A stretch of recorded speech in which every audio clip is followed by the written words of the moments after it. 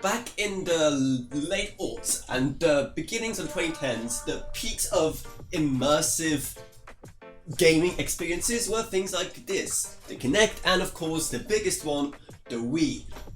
But the point was that the technology was rather clunky at the time, and most of us didn't really know any better or what kind of things would come in the future. And then of course a few years later, our expectations were smashed when the first Oculus was released. It really showed us what kind of level of immersion we can see in gaming, but it suffered from being very, let's just say, primitive as far as VR tech goes. Now, all of the progress that Oculus has done gathered together into a single amazing product, the Oculus Quest 2.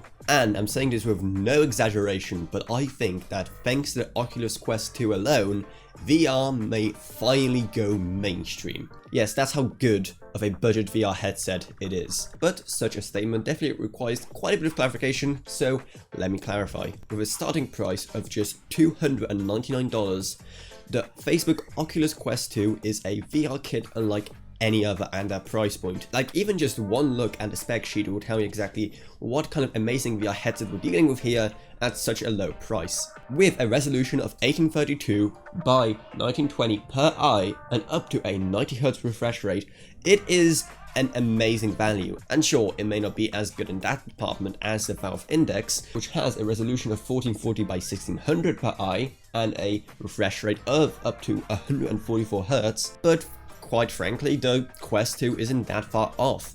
And what's even better is when you consider that the Valve Index will cost you over $1,000. Not to mention the other key advantage that the Quest 2 has over Valve Index, and that's the fact that the Valve Index is entirely PC bound.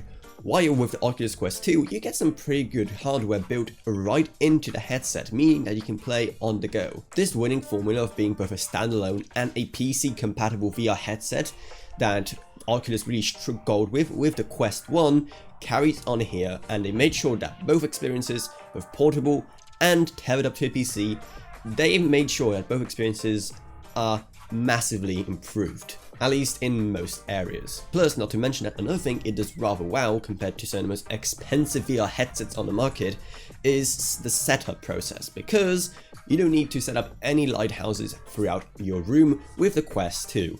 With all the tracking being done by several cameras on the front of the VR headset, which is pretty smart and also just makes sense seeing how it's supposed to be more of a portable VR headset, so and you can't really carry those lighthouses around with you. And the best part is you really don't sacrifice much by not having lighthouses, with the cameras doing pretty much everything that the lighthouses do, which is pretty neat. Now the cameras at the front do have a few more tricks up the sleeves, but I'll talk about them a bit later because I know what you're really here for. You want to know how it plays, you want to know about the performance and how immersive it is. So let's get to that. The Oculus Quest 2 is powered by a Snapdragon XR2 SoC, which is specifically made for VR and AR systems, and it does its job rather well. Even at the maximum 90Hz refresh rate, the quality of the integrated graphics is absolutely amazing, and just mind-blowing how much performance can be stuffed into such a little headset, especially given the price. The XR2 really goes above and beyond, making the integrated tether-free experience super good on the Quest 2, and definitely makes the most out of the increased resolution over the Quest 1. Now, do keep in mind though that games running straight of the Quest 2 will look worse than the PC counterparts. So if you play, say, Beat Saber straight off the headset, it won't have the same graphical fidelity as if you're running it from the PC. That's done both because, well, the XR2 just even wouldn't be able to manage much better graphics, but also to help save up space on limited storage on the Quest 2. But with the high resolution combined with the high refresh rate, even experience running straight off the integrated XR2, it's amazing how immersive it is. And sure, it's more tailored towards more cartoony graphics in games like, say, Beat Saber or many other integrated experiences, but despite that, it's immersive enough to really make you feel like you're there, and that's still a very impressive thing to achieve. Like when you put a headset on and you start playing some games, it really really does drag you in. And there's only one real thing that breaks it for me, and that's the fact that, at least in my case, I can always see a tiny bit of light near my nose, no matter how tight I have the Quest 2 on my face. So that's always a bit of a annoying reminder that I'm actually in this little room and not in some other world, but oh well. Maybe that's just me, maybe I just have a weird shaped nose. Now I'm going to be self-conscious about my nose all day. Though another issue I found, that again could just be me, is that I found it very hard to actually make the image not blurry. Now, the Quest 2 does have several things you can tweak to make it as sharp as possible for your unique skull. Between 3 different IPD modes and 2 different straps on top to adjust, plus even a glasses spacer for people unfortunate enough to wear glasses, like me. There's plenty of options, but even with those, I still struggle to find one that actually works and makes things not blurry. And to this day, I haven't found a perfect solution. Now again, maybe it's just me or whatever, but just another thing to consider. But now let's talk about one thing that always made the Quest so special, the fact that it's both a portable system and also one you can connect it to your PC. And the Oculus Link feature is back and better than ever before. At least, kind of. It can be very temperamental, and I found myself often having to disconnect and reconnect on both ends to finally make my PC see the Quest 2. So I don't know why it's so temperamental, especially seeing how much they charge for the Oculus Link cable. You would expect it to be pretty plug and play, but apparently not, because the Oculus Link cable straight from Oculus uses some, let's just call it Apple pricing. And for something that's not really too special, it's just a super long Type-C to Type-C cable. So I'd probably recommend going for some third-party cable that's still long enough. But once you have it all connected up to your PC, it's still an amazing experience. Now once again, it's going to really depend on what kind of specs your PC has, but at the same time, many VR games haven't really been demanding, so that's good at least. And playing games is not everything you can do when it's connected up to your PC. You can even use what's called the virtual desktop and basically control your entire PC through your VR headset. It's pretty trippy. You're literally sitting there in VR browsing the desktop of your normal PC, which is right in front of you. It's actually pretty crazy, and you could probably do some goofy stuff with it, like editing a video in VR. No, that would be an idea. If you want me to do that actually for a video, let me know down in the comments below. I think that'd be a really fun video, editing a video in VR. However, there's still quite a few things that are rather annoying when you connect up your Oculus Quest 2 to your PC. One of them is the sudden change of the entire UI when in Oculus Link mode, because it looks completely different from normal UI used on the standalone Quest 2, and it makes it so much harder to navigate. So I don't know why they simply didn't use the same UI for both, especially since it seems to lose a lot of features that were nicely and easily set up for your convenience on the standalone Quest 2. Like for example, a screen recorder mode, which is pretty amazing, but it's completely missing when you connect it up to your PC. I guess because they expect you to use things like OBS instead. And also speaking of video capture, if you want to move any pictures or videos you save from inside a headset, you're also going to have to connect it up to your PC, because there's no wireless sharing of any kind apart from straight to your Facebook account. Not only that, but when you're flailing your arms around in VR, connecting it to PC, the cable does get in the way quite a bit, and I really wish there was some kind of wireless alternative that Facebook provided, even at a cost of some latency. Or at the very least, includes a kind of hook for the cable on the strap of the side of the Quest 2, so that way it's not drooping over our shoulder, and instead it can be easily carried away towards our back, when it's not going to get in the way as much. But now, let's talk about the controllers, shall we? They are good. They are good, but I'll definitely say they do take some getting used to. I don't know why, but the shape is very awkward. The shape is comfortable but awkward at the same time, in a way that's very hard to explain. And I've noticed pretty much every single time I'm playing anything on the Quest 2, my hands slowly drift into a very uncomfortable position the more I play. So again, could just be me. Maybe it's just me not really being used to motion controls via controllers, because I didn't really grow up on stuff like, say, the Wii. I never really had a Wii. I know, how shocking. But I grew up on stuff like a Kinect instead, where you don't need a controller. So again, maybe that's why I'm finding this transition from having completely free movement with your hands to using controllers a bit awkward. But that is where the Quest 2 has another ace up its sleeve. It's a very half-baked ace, but it's an ace nonetheless, and that is hand tracking, allowing you to actually use your hands as a controller, like in the good old Kinect days. It uses the cameras on the front of the Quest 2 to track your hand movements, allowing you to shift through menus, and also allows you to play a very small handful of games that support a feature, and even allow you to have individual finger tracking. So that all sounds really cool, but the main issue is that it's super underutilized, and very few actually big games on VR actually take advantage of the feature, which makes it very disappointing and a very gimmicky thing to say the least. And the cameras can also be used to have a glimpse of the real world, and the cameras can also be used to take a glimpse of the real world, because during things like boundary setup, and also when you just double tap your headset, the cameras will toggle, and instead you'll just be walking around with your VR goggles on, but seeing everything like you didn't have them on. I mean, real difference that it's in black and white. But if for whatever reason you want to walk around with these on, then go for it. In fact, you can actually navigate a lot of reality with the Quest 2 on in camera mode, so if you want to feel like you're living in some cyberpunk future, go for it, I guess. So those are all my main praises for the Quest 2. It's quite a lot, but it also does quite a few things that are insanely annoying. So let me talk about those now, with probably the biggest issues being how games and other software you own on the Quest is managed. For example, when I first started off using the Quest 2, I bought Beat Saber for my Quest 2 using the app on my phone, which I used to sync it with my actual headset, and in the actual headset it displays like me fully own the game.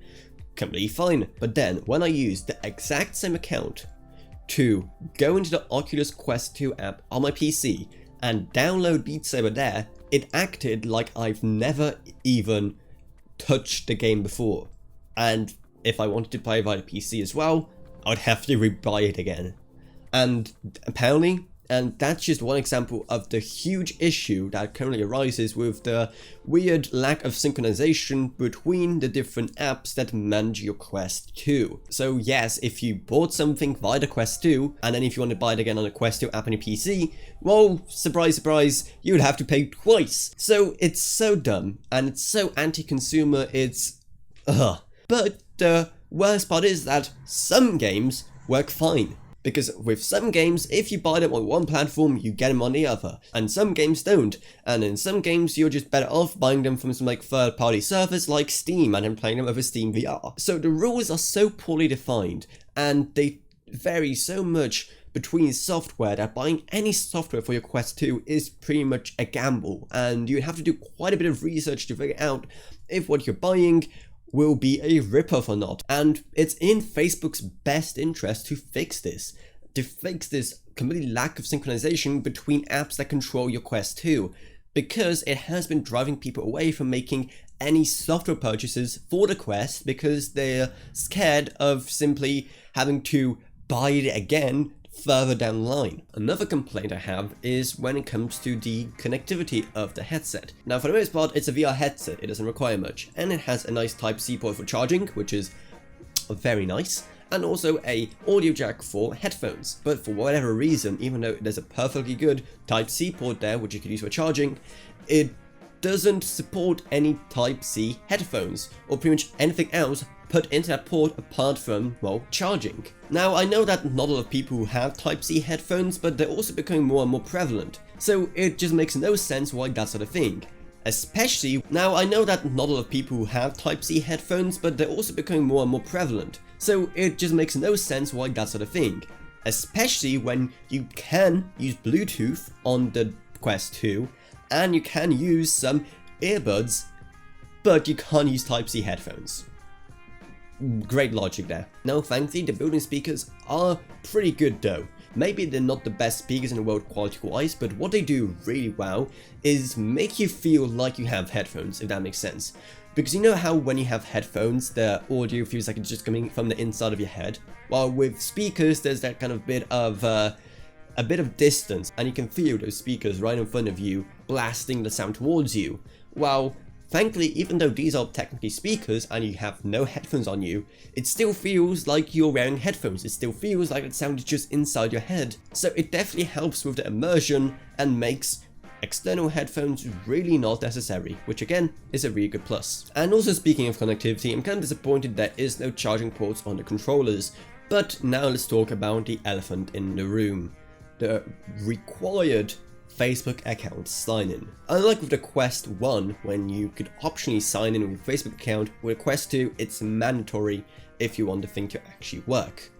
And honestly, I couldn't care less. But the integration also brought about less actually good synchronization than I expected, because again, I thought that if we're using a nice central Facebook account instead of just a proprietary account we're only going to use for this one headset, I thought it could lead to things like, say, us being able to sync our games between the Quest 2 and our PC, but apparently not. But I could talk for hours about that, so let me just quickly talk a bit more about Facebook.